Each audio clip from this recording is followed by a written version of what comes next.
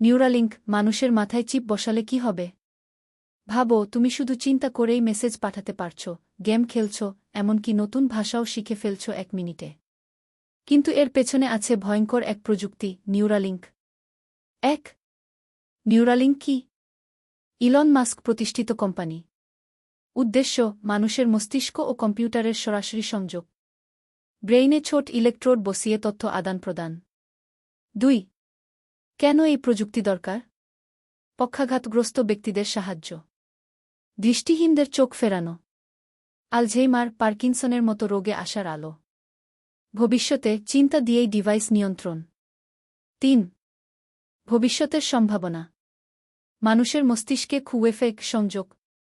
ভাষা শেখা 1 মিনিটে। চিন্তা করলেই ভিডিও এডিটিং, গেম খেলা, গান শোনা। মনে করলেই মেমোরি ডাউনলোড বা আপলোড। 4. ভয় আর বিতর্ক। হ্যাকিং। ব্রেইন হ্যাক হতে পারে? মন আর ব্যক্তিগত স্বাধীনতা থাকবে তো? মেশিনে পরিণত হওয়ার আশঙ্কা। ধনী-গরিব বৈষম্য বাড়বে কি? 5. এখন কোথায় আছে নিউরালিঙ্ক? 2024 সালে প্রথমবার মানব শরীরে সফলভাবে চিপ বসানো। পশু পরীক্ষার পর মানুষের উপর গবেষণা চলছে। ভবিষ্যতে বাণিজ্যিকভাবে আসার পরিকল্পনা। 6. প্রযুক্তি উন্নয়ন করেই চলেছে, কিন্তু প্রশ্ন হচ্ছে, আমরা কতটা প্রস্তুত? নিউরালিঙ্ক হতে পারে মুক্তি, আবার হতে পারে ভবিষ্যতের দাসত্ব।